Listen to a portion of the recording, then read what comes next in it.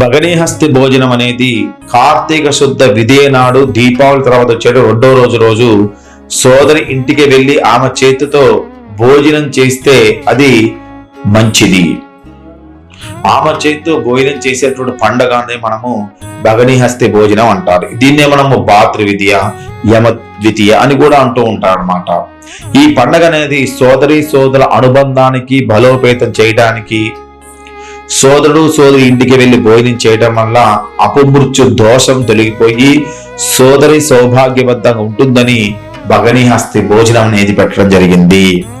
ఇక సోదరుల యొక్క బంధాన్ని, ముఖ్యంగా ఆప్యాయతని, బంధాన్ని బలపరచడానికి ఈ యొక్క భగనీహస్తి భోజనాన్ని పెట్టారు. ఈ భగనీహస్తి భోజనం అనేది దేని వల్ల వచ్చిందంటే ముఖ్యంగా యమ దేవునికి సంబంధించేటువంటి ముఖ్యమైనటువంటి రోజు అన్నమాట. యమునాదేవి యొక్క కథ గురించి చెప్తాను అన్నమాట.